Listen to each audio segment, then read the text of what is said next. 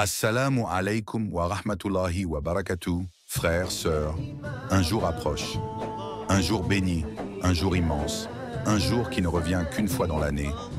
Le jour de Arafat. C'est un rendez-vous entre ton cœur et ton Créateur. Un moment suspendu où la terre elle-même semble retenir son souffle. Et si c'était le jour où ton destin changeait? Il y a des jours où le soleil se lève avec un poids différent. Un souffle sacré traverse l'air. Et les cœurs attentifs le ressentent. Le jour de Arafat n'est pas un jour comme les autres. C'est un jour où le ciel descend vers la terre, où les âmes se présentent devant leur Créateur, nus, sincères, fragiles. Et parmi les trésors offerts en ce jour, il y a le jeûne. Mais pas n'importe quel jeûne. Pas celui qu'on fait pour suivre la foule. Celui-ci est un acte de purification, un contrat silencieux entre toi et Allah, loin des regards, loin des mots.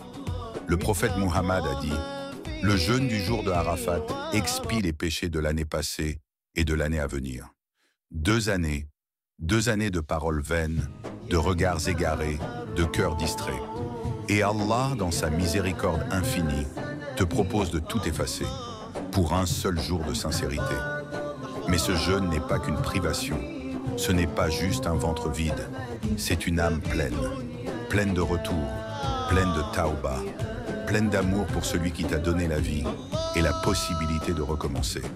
Alors, lève-toi avant l'aube. Prépare ton souhour dans le silence de la nuit. Pas comme un repas pressé, mais comme une offrande intérieure. Prends 2 unités de prière avant la lumière du matin. Et dis à Allah, « Me voici, Ya Rabbi. Me voici avec mes fautes, mais aussi avec mon espoir. » Car ce jour, ton espoir peut être plus lourd que tes erreurs. Le Coran nous rappelle avec une tendresse absolue.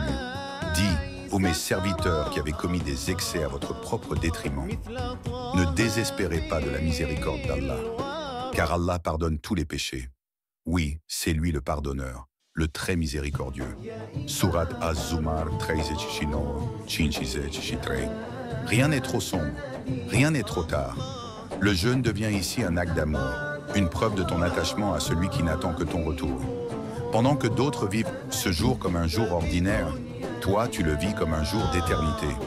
Tu refuses les distractions, les notifications, les futilités. Tu protèges ta langue, tes yeux, tes gestes, et tu dis à Allah, à travers ton silence, « Ya Allah, j'ai peut-être failli, mais aujourd'hui, je choisis de revenir. » Et c'est ça la beauté de ce jeûne. Ce n'est pas qu'un acte, c'est un message que tu envoies au ciel. Je suis encore là et je te veux.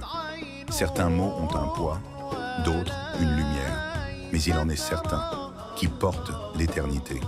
Ce sont ces mots qu'Allah aime. Ce sont les takbir, les tahmid, les tahlil, les tasbih. Ce sont des vibrations célestes que ta langue prononce mais que ton âme chante. Et le jour de Arafat, ces mots prennent une dimension nouvelle.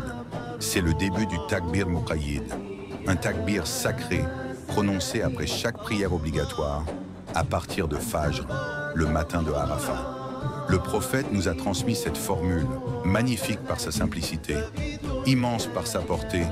Allahu Akbar, Allahu Akbar, Allahu Akbar. La ilaha illallah, Allahu Akbar, Allahu Akbar. Walillahi alhamd. Dis-le après chaque salat. Dis-le avec le cœur éveillé, pas machinalement. Car chaque mot est un pied posé sur le chemin du paradis. Et ne t'arrête pas là. Ajoute à ton souffle les perles de l'éternité. Subhanallah, Alhamdulillah, La ilaha illallah, Allahu Akbar. Chaque mot est une clé pour le repos, une clé pour la lumière, une clé pour la proximité avec Allah. Ce jour-là, ton âme a soif, et le dhikr est son eau vive. Plus tu répètes, plus tu nettoies. Plus tu prononces, plus tu gravis. Et si tu écoutes bien, tu entendras peut-être le ciel lui-même répondre. Comme le dit si magnifiquement la parole divine, ceux qui ont cru et dont les cœurs se tranquillisent à l'évocation d'Allah. N'est-ce point par l'évocation d'Allah que se tranquillisent les cœurs? Surat Ar-Ra'd 13-28. Oui, ton cœur cherche la paix. Mais ce n'est pas dans les notifications, ni dans les écrans, ni dans les bruits du monde. C'est dans le rappel du nom d'Allah. Et même si tu es seul chez toi, ou dans un bus, ou en marchant, élève ta voix. Tu ne sais pas. Peut-être qu'un ange passe à côté. Peut-être que ton takbir fera pleurer un autre cœur. Et si l'imam oublie, commence. Sois la voix du rappel. Car parfois, un seul cœur éveillé suffit pour en réveiller 100. Le dhikr, ce n'est pas une habitude. C'est un acte d'amour. C'est dire à Allah, je ne t'oublie pas, même dans l'instant. C'est ramener ton âme à la maison. Il y a des paroles que l'on adresse au monde. Et il y a celles que l'on n'ose dire à personne. Celles qui restent coincées dans la gorge. Celles que seuls les soupirs traduisent. Celles qu'Allah attend. Le jour de Arafat, ces murmures intérieurs deviennent sacrés. Ce n'est plus un simple souhait, une idée passagère, un désir étouffé. C'est l'invocation. Le prophète a dit, la meilleure invocation est celle du jour de Arafat. Pourquoi ce jour? Parce qu'à cet instant, les portes du ciel s'ouvrent. Les anges descendent, silencieux, témoins. Et Allah, exalté soit-il, se rapproche de ses serviteurs plus que jamais. Et il dit, que veut mon serviteur? Rien qu'en cela, ton cœur devrait frissonner. Le roi de toutes choses te dit, parle, alors parle-lui. Prépare ton cœur comme on prépare une rencontre précieuse.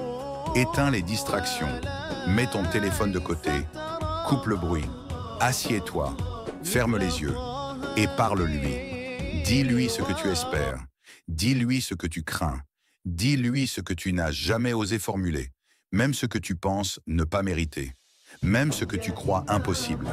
Fais une liste, pas pour la réciter mécaniquement, mais pour y verser ton cœur. Et même si tu ne jeûnes pas, même si ton corps est fatigué, l'invocation, elle, ne demande que ton cœur, surtout l'après-midi de Arafat. C'est là, à cet instant suspendu entre deux mondes, que ton appel peut traverser les cieux. Allah ne regarde pas ta voix, il regarde ton cœur, la sincérité de ton souffle, l'humilité de tes larmes. Il regarde si tu es revenu à lui sans condition, sans orgueil, sans détour. Le Coran te chuchote cette promesse que seul un cœur attentif peut entendre. Et lorsque mes serviteurs t'interrogent sur moi, alors je suis tout proche. Je réponds à l'appel de celui qui m'invoque quand il m'invoque. Qu'il réponde donc à mon appel et qu'il croie en moi afin qu'il soit bien guidé. Sourate Al-Baqarah 286. Il est proche, pas seulement dans les mosquées, pas seulement à la Mecque, mais là, maintenant, dans ta chambre, dans ta solitude, dans ton souffle. Et si tu ne trouves pas les mots, alors laisse tes larmes parler. Ce sont elles parfois les plus sincères invocations. Ce sont elles qu'Allah compte, une à une, comme des perles tombées dans l'océan de sa miséricorde. Ce jour n'est pas un jour banal. Ce n'est pas un jeudi de plus, ni un matin comme les autres. C'est le jour de Arafat, un jour lourd de lumière, un jour où les anges observent, où Allah regarde les cœurs et où chaque geste compte. Alors ne le gaspille pas dans le sommeil, pas dans les scrolls infinis, pas dans les disputes inutiles, pas dans ce monde qui te vole l'éternité en te distrayant du présent. Aujourd'hui, sois doux, sois calme, sois habité. Éteins les bruits extérieurs pour entendre ce qui se passe à l'intérieur. Lis quelques versets, même un seul. Récite ce que tu connais. Même si c'est court, récite-le avec le cœur. Reste assis, médite, pense à Allah, pense à ton lien avec lui. Même si tu ne peux prier, même si tu ne peux jeûner, le dhikr est ouvert. La porte du rappel est ouverte. Tu peux dire Subhanallah, Alhamdulillah, La ilaha illallah, Allahu Akbar. Et tu peux le répéter des dizaines, des centaines de fois. Chaque mot devient une lumière sur ton chemin. Chaque souffle devient un témoin devant Allah. Ce jour, c'est un vent de miséricorde qui souffle, et tu peux le souffler plus loin. Tu peux le pousser vers ta mère qui pleure dans le silence, vers ton ami dont tu ne sais plus les nouvelles, vers ce frère que tu as blessé ou cette sœur que tu as oubliée, et surtout vers ceux qui souffrent, ceux que le monde a mis de côté. Ne les oublie pas. Prie pour eux. Prie pour les cœurs brisés, pour les foyers détruits, pour les mains enchaînées, nos frères et sœurs en Palestine. Que ce jour de paix devienne pour eux un souffle d'espoir et que ta voix, aujourd'hui, devienne leur lumière. Le Coran ne laisse aucune place au doute. Ceux qui croient et accomplissent de bonnes œuvres Voilà ceux qui sont les meilleurs de la création. Leur récompense auprès d'Allah sera les jardins d'Éden, sous lesquels coulent les rivières.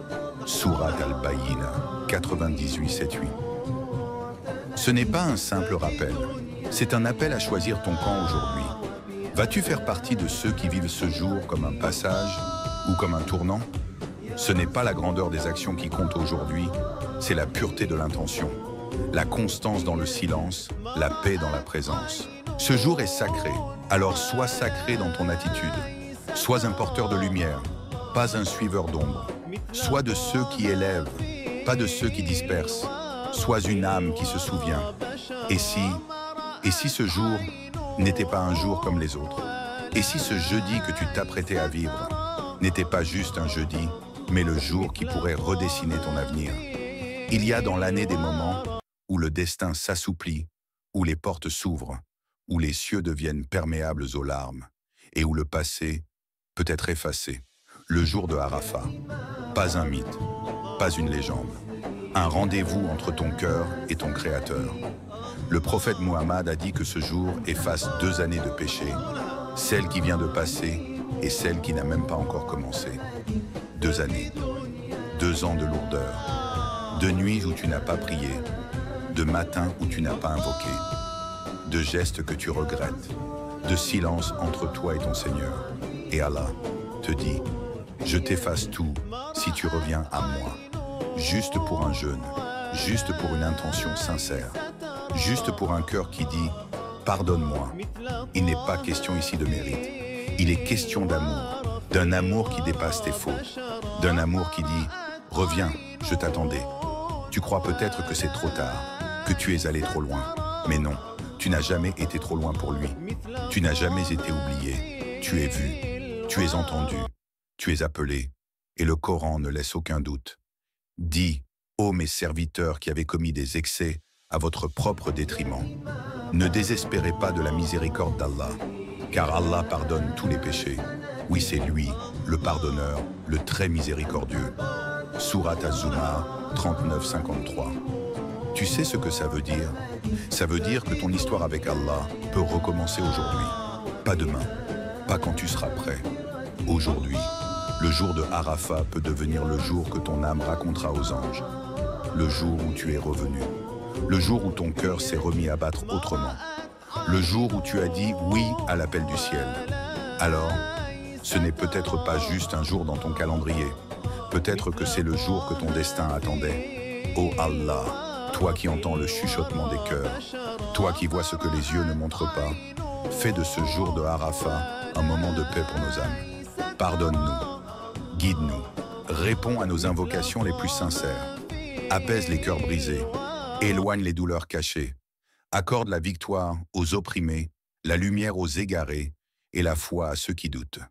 Fais de nous des serviteurs aimants et fidèles, et fais que ce jour reste gravé dans notre livre comme le jour où tout a changé.